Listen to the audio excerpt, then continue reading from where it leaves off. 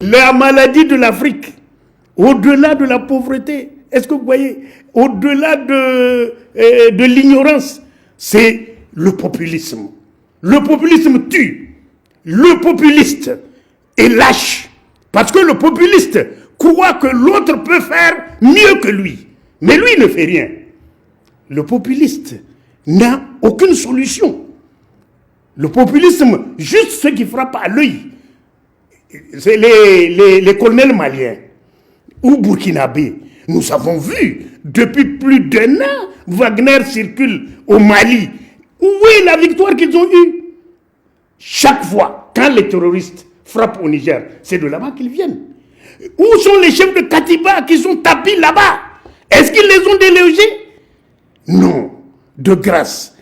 Ces colonels maliens, ils veulent s'éterniser au pouvoir. Le coup d'État, le régime militaire n'est pas une solution contre le terrorisme. C'est plutôt de l'arnaque. Maintenant, si des acteurs de la société civile pensent qu'il est meilleur d'être malien ou burkinabé que d'être nigérien, je pense que le patriotisme doit nous appeler. Le patriotisme, c'est quoi? C'est d'être toujours, qu'il pleuve ou qu'il neige, derrière son pays.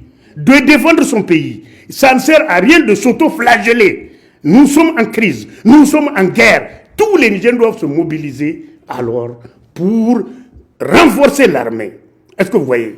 Pour rehausser le moral de l'armée. Mais lorsque le citoyen va jusqu'à rabaisser le moral de l'armée, et cette personne-là est répréhensible. Généralement, en langue vernaculaire, on dit c'est pas parce que quelqu'un a un bonnet rouge que vous allez mettre des braises sur vos têtes. Le Niger est une situation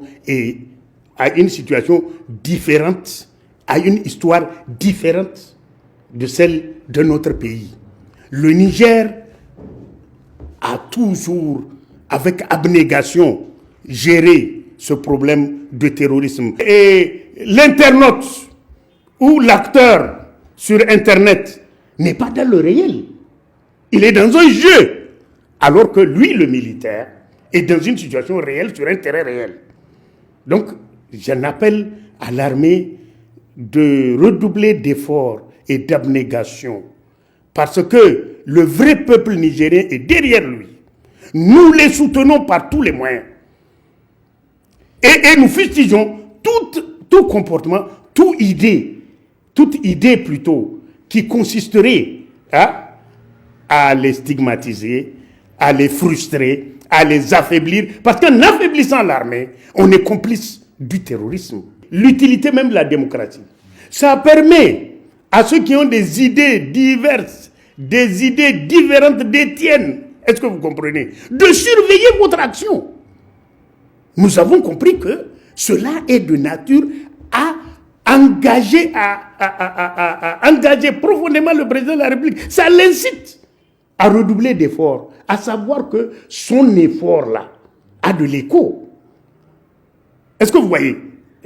Un chasseur disait quelque part que lorsqu'on tire l'arc et que tu entends la biche beugler, hurler, ça veut dire qu'il y a de la viande.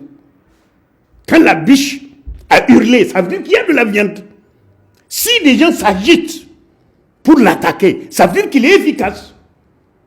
Donc je dis que ce ne sont que des modes d'expression de l'opinion plurielle. Mais le président de la République, il est certain qu'il est sur le chantier et il va redoubler d'efforts jusqu'à démanteler définitivement le terrorisme.